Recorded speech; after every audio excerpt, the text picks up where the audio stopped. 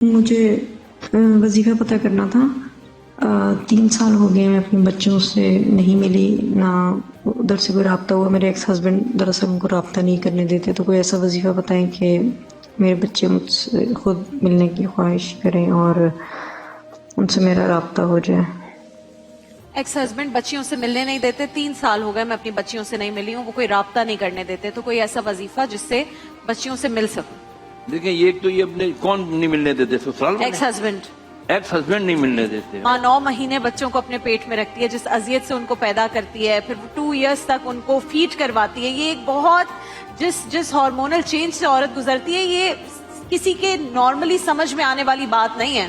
تبھی بہت سارے ہاسپٹلز میں اب کہا جاتا ہے کہ کوئی اور نہیں، صرف شوہر ڈیلیوری کے وقت اندر رہے گا عورت کے ساتھ۔ کیوں؟ کیونکہ وہ سمجھ سکے کہ عورت کس تکلیف سے گزر رہی ہے، اور اس کے بعد آپ کے پرسنل جو بھی ایشوز ہو، میں کہتی ہوں کسی بھی لیول کے ایشوز ہو، لیکن اس سے بچوں کو نہ گزاریں، اس عورت کو نہ گزاریں۔ آپ اپنے بے شک بات نہ کریں، ظاہر ہے باپ کیونکہ طلاق ہو چکی ہے، لیکن بچوں کو ایکول اپرچونٹی دیں کہ وہ ماں کو بھی جانیں، ماں کی محبت اور شفقت بھی اپنا سکیں اور باپ کے ساتھ بھی رہیں۔ اور ایسا ہی بہت ساری عورتیں ہیں جو باپ سے بچوں کو دور کر دیتی ہیں، وہ بھی ایسا نہ کریں۔ باپ کا سایہ بچوں پہ بہت ضروری ہے۔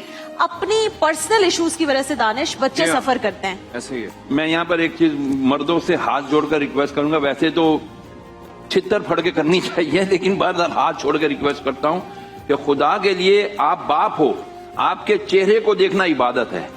آپ جنت کا دروازہ ہو، اس جنت کا جو ماں کے قدموں تلے اللہ نے رکھا ہے، تو خدا کے لیے اپنے اس ظالمانہ جابرانہ عمل سے اپنی اس جو اللہ نے آپ کو مقام اور منصب دیا ہے اس کو مت ضائع کریں۔ اسی طرح وہ عورتیں جو آپ نے کہیں کہ وہ بچوں سے باپوں کو نہیں ملنے دیتی، وہ بھی اپنا خیال کریں کہ ان کے اگر تمہارے قدموں کے تلے جنت ہے تو یہ اللہ کا انعام ہے، اس کو ضائع مت کریں، کیونکہ اللہ تعالیٰ جو نعمتیں دیتا ہے اگر اس کا تم نے کفران کیا، شکر نہیں ادا کیا اور اس کو صحیح یوٹیلائز نہیں کیا، اللہ لے لے گا۔ اور اس وقت سے ڈرے جب اللہ نعمت واپس لے آج میں قرآن پاک کا ترجمہ پڑھا تھا، اس میں یہی تھا کہ اللہ جسے چاہے بادشاہت دیتا ہے اور جس سے چاہے چھین بھی لیتا ہے۔ چھین بھی لیتا ہے، اور بادشاہت جس کو مل جائے اس کے بعد چھینی جائے تو پھر اس کی تکلیف بہت زیادہ ہوتی ہے۔